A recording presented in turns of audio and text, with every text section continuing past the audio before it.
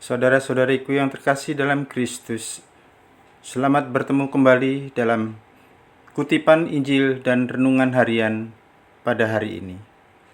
Salam sejahtera buat saudara-saudari semua dimanapun Anda berada.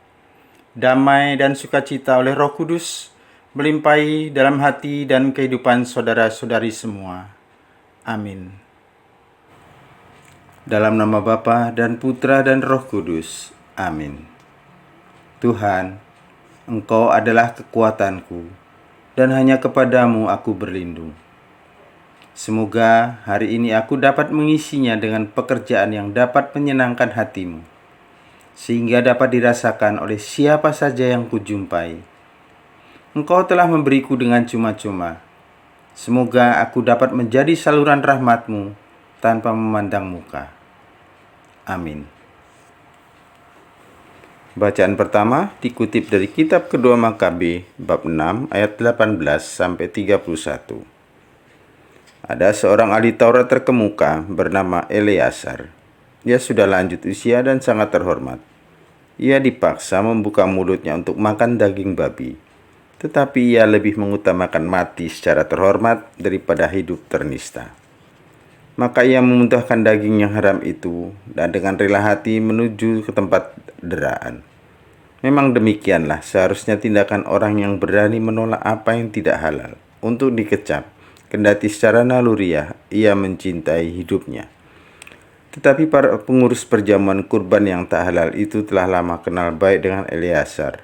Karena itu mereka menyendirikan Eleazar, lalu menyuruh dia mengambil daging yang boleh dipakai dan yang dapat ia sediakan sendiri. Lalu dari daging itu cukuplah kalau ia pura-pura makan apa yang dititahkan raja. Dengan demikian nyawanya akan diselamatkan dan ia akan diperlakukan dengan baik demi persahabatan yang lama.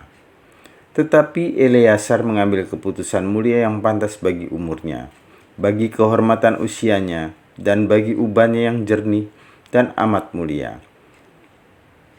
Pantas bagi cara hidupnya yang jernih sejak masa mudanya, dan terlebih pantas bagi perundang-undangan suci yang diberikan oleh Allah sendiri. Dengan tegas ia minta supaya segera dikirim ke dunia orang mati saja. Kata Eleazar, berpura-pura tidaklah pantas bagi umur kami. Jangan-jangan banyak pemuda aku sesatkan oleh karena mereka menyangka bahwa Eleazar yang sudah berumur 90 tahun beralih kepada tata cara orang asing. Boleh jadi mereka kusesatkan dengan berpura-pura demi hidup yang pendek dan fana ini. Selain itu, kuturunkan noda dan aib kepada usiaku. Kalaupun sekarang aku lolos dari dendam pihak manusia, tetapi tak mungkin aku melarikan diri dari tangan yang maha kuasa, baik hidup maupun mati. Dari sebab itu, aku berpulang secara jantan, aku mau menyatakan diri layak bagi usiaku. Dengan demikian, aku pun meninggalkan teladan luhur bagi kaum muda untuk dengan sukarela mati demi hukum Taurat yang mulia dan suci. Setelah berkata demikian, Eleazar langsung menuju tempat deraan. Adapun orang-orang yang beberapa saat sebelumnya bersikap baik terhadapnya, sekarang memusuhi dia karena menurut mereka, Eleazar tadi berbicara seperti orang gila. Sesudah didera sampai hampir mati, Eleazar mengadu. Katanya, bagi Tuhan yang memiliki pengetahuan kudus, ternyatalah bahwa aku dapat meluputkan diri dari maut dan bahwa aku sekarang menanggung derita hebat dalam tubuhku akibat deraan ini. Tetapi dalam jiwa aku menderita, semuanya itu dengan senang hati karena aku takut akan Tuhan. Demikian Eleazar berpulang dan meninggalkan kematiannya sebagai teladan keluhuran budi dan sebagai peringatan kebajikan, tidak hanya bagi kaum muda, tetapi juga bagi kebanyakan orang dari bangsanya. Demikianlah sabda Tuhan. Syukur kepada Allah. Mazmur tanggapan. Refrain, Tuhanlah yang menopang aku. Ya Tuhan, betapa banyak lawanku, betapa banyak orang yang bangkit menyerang aku. Banyak orang berkata tentang aku, baginya tidak ada pertolongan dari Allah. Refrain, Tuhanlah yang menolong aku. Tetapi Tuhan, Engkaulah perisai yang melindungi aku. Engkaulah kemuliaanku. Engkaulah yang mengangkat kepalaku dengan nyaring. Aku berseru kepada Tuhan, dan Ia menjawab aku dari gunung-Nya yang kudus. Refrain, Tuhanlah yang menopang aku. Maka aku dapat membaringkan diri dan tertidur, dan kemudian bangun. Sebab Tuhan menopangku. Aku tidak takut kepada puluhan ribu orang yang mengepung aku dari segala penjuru. Refrain, Tuhanlah yang menopang aku. Haleluya, haleluya. Allah mengasihi kita dan telah mengutus anaknya sebagai silih atas dosa-dosa kita. Haleluya, haleluya. Semoga Tuhan beserta kita, sekarang dan selama-lamanya. Inilah Injil Suci menurut Lukas, bab 19 ayat 1-10.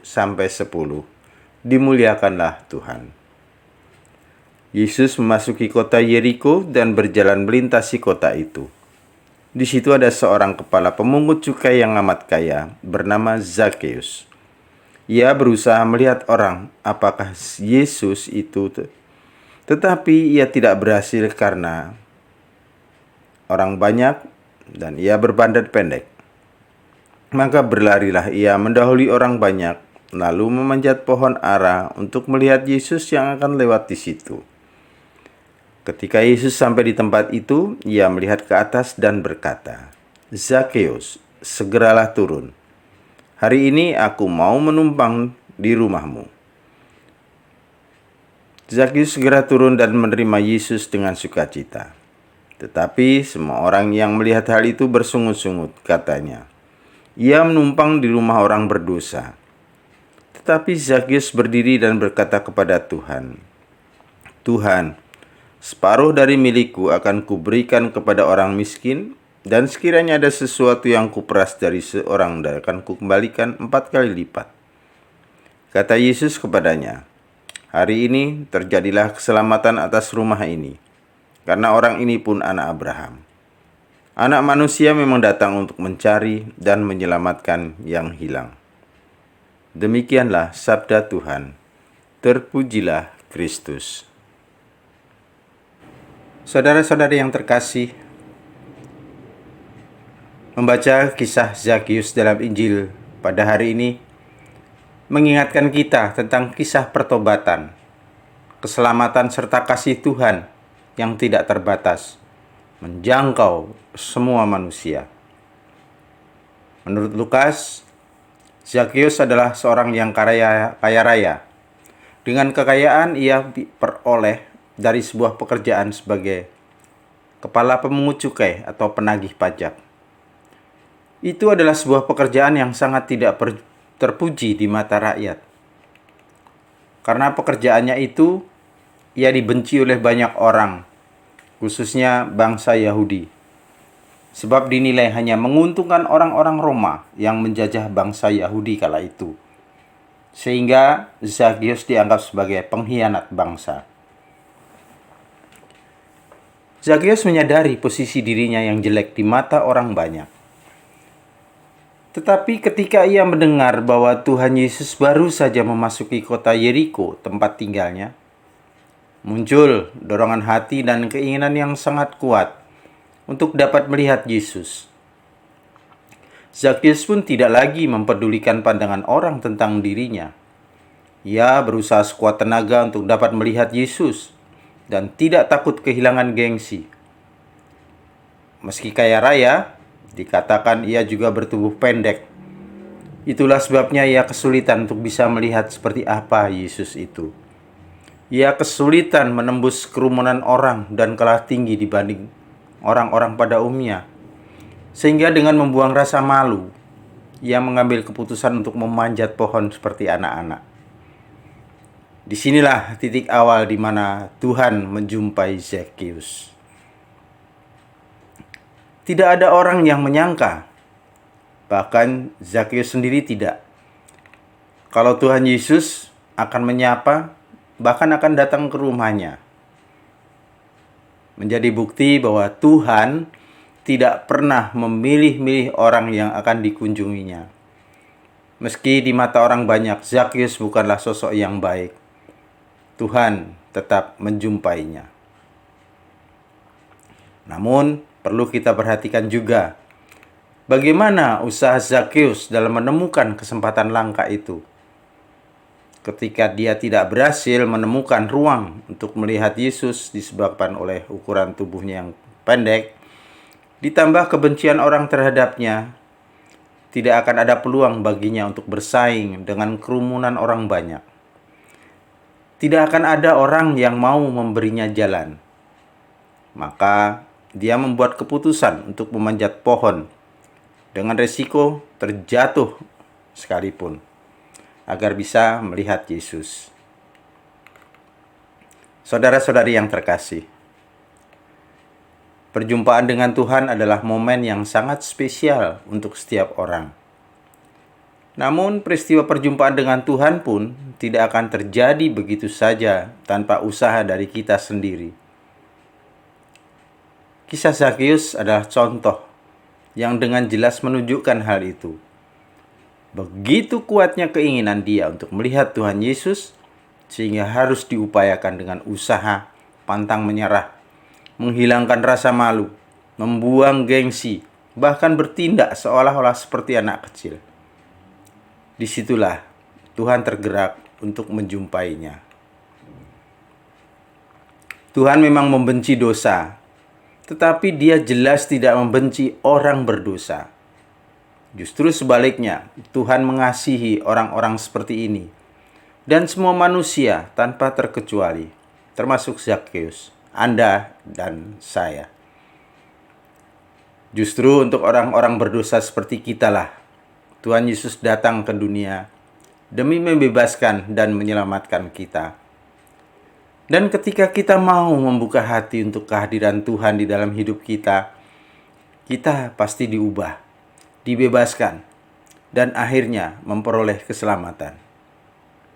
Zakheus melakukan pilihan yang tepat, membuka hati, berjumpa dengan Tuhan Yesus, dan dia pun diubah dan diselamatkan.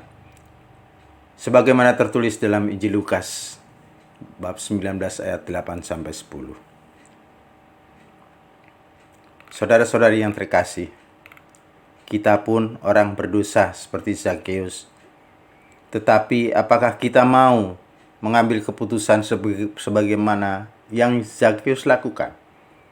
Mau membuka hati untuk datang kepada Tuhan Yesus, merendahkan diri, memohon ampun di hadapannya, merubah cara hidup yang lama dengan cara hidup yang baru di dalam Tuhan, dan akhirnya memperoleh keselamatan. Tuhan tidak pernah meninggalkan kita, meskipun hidup kita berbalut dosa. Tuhan selalu membuka tangannya dan menanti kita untuk mau datang menemuinya. Kalau kita mau memperoleh keselamatan, kita hanya perlu mengambil sikap sebagaimana yang Zakheus lakukan, yaitu membuka hati untuk Tuhan dan bertobat. Semoga kita semua diberi keberanian untuk mengambil keputusan sebagaimana yang Zakheus ambil, agar kita pun memperoleh keselamatan dan tidak lagi menjadi anak yang hilang. Tetap semangat, selamat berkarya, sehat dan bahagia selalu. Berkah dalam, Tuhan memberkati. Amin. Kemuliaan kepada Bapa dan Putra dan Roh Kudus, seperti pada permulaan, sekarang, selalu, dan sepanjang segala abad. Amin. Bapa kami yang ada di surga, dimuliakanlah namamu,